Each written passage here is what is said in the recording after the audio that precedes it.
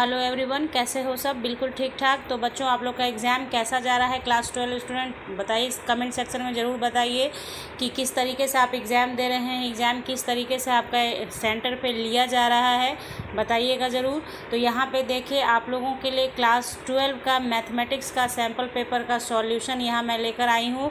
इसका link description box में मिलेगा, वहाँ से भी आप देख लेना, ठीक है। तो जैसे आपको कन्वीनियंट हो, जैसे आप कंफर्टेबल हो, वैसे कीजिए, ठीक है। लेकिन यहाँ पे देखिए, ये एक रिक्वेस्टेड वीडियो है। बहुत सारे स्टूडेंट्स ने रिक्वेस्ट किया था कि मैथमेटिक्स का भी सॉल्यूशन डाल दीजिए मैम, तो इसलिए सारे बच्चों के लिए डाल रही हूँ। तो आप लोग इसका यूज़ कीजिए और फ़ायदा उठाइए इसका।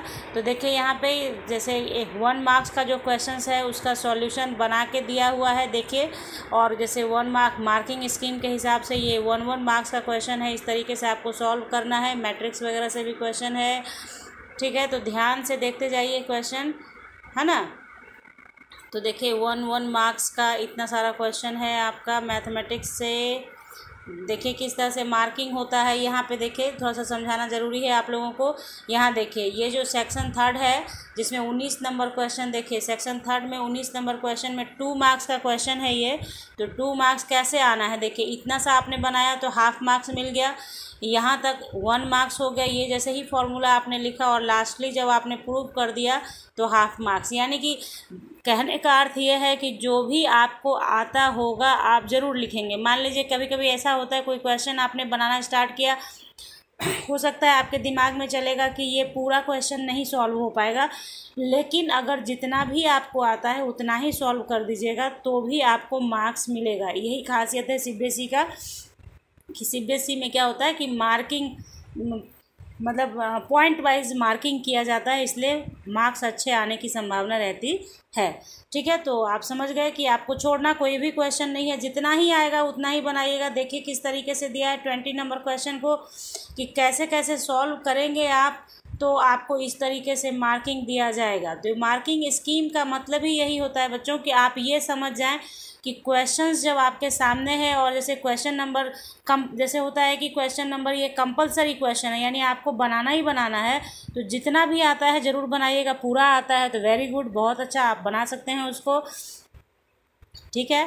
तो इस तरीके से देखिए आपके लिए यूज़फुल होगा ये सब चीज़। तो यहाँ पे देखिए किस तरह से मार्किंग स्कीम साइड में, ये मैंने बता दिया आपको कि ये सारा ये जो आप देख रहे हैं साइड में ये वाला जो चीज़ है, ये मार्किंग स्कीम है कि किस तरीके से मार्किंग की जाती है एग्जामिनेशन में जब आप क्वेश्चन बनाते हैं। इसलिए आप लोग जो बच्चे लोग सोचते हैं कि मैंने तो इतना अच्छे से बनाया था, मार्क्स कम आया, ये वो दिस दैट, तो ध्यान से समझिए कि मार्किंग कैसे किया जाना होता है, ठीक है। तो इस तरीके से देखिए, यहाँ पे आपके पास देखिए 28, 29, 30, अभी भी आपके हाथ में 11 दिन है, मेहनत कीजिए, अच्छा रिजल्ट होगा आपका। मैट्रिक्स से बहुत सारा क्वेश्चन है, मैट्रिक्स से 1 मार्क्स का भी क्वेश्चन आया था, मैट्रिक्स से 2-3 मार्क्स का भी क्वेश्चन है, इसलिए मैट्रिक्स को ज़रूर से तैयारी कीजिए। मैट्रिक्स बहुत इजी है, बहुत टफ नहीं है ज़रा सा भी। और कैलकुलस वगैरह पे पूरा पूरा कमांड कीजिए, ट्रिग्नोमेट्री वाला पार्ट भी देखिएगा। तो यहाँ देखते जाइए आप 35, 36, देखिए मैट्रिक्स से जो नंबर ऑफ़ क्वेश्चंस आते हैं बच्चों, तो मैट्रिक्स बहुत अच्छे से पढ़ लीजिए आप, बहुत अच्छा से करिएगा उसको, ताकि आपका क्वेश्चन नहीं छूटे, ठीक है। आप देख रहे हैं शुरू से मैं आपको दिखा रही हूँ कि किस तरीके से 1 मार्क्स में भी था, 2 मार्क्स में भी था, फिर बीच में 3 मार्क्स में भी आया। यहाँ भी आप देख रहे हैं कि क्वेश्चन आ रहा है आपको मैट्रिक्स से, ये सारा मैट्रिक्स का क्वेश्चन है, बहुत ईजी होता है बनाना, इसलिए छूटना नहीं चाहिए आप लोगों का। तो इस तरीके से 38 कंप्लीट, 38 क्वेश्चंस आएंगे आपको, ठीक है।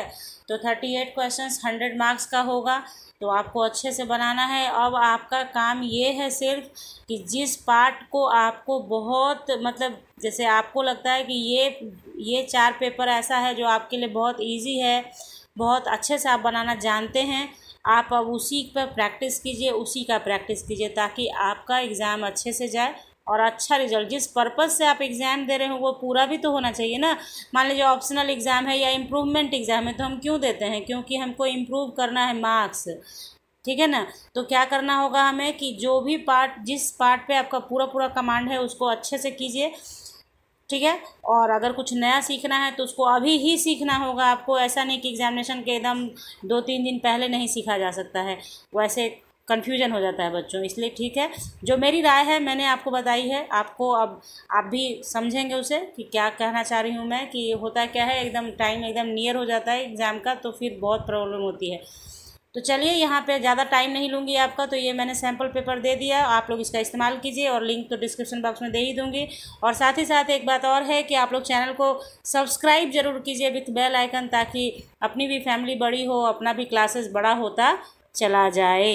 तो मिलते हैं आपसे नेक्स्ट क्लास में, तब तक bye, thank you, take care, have a nice day.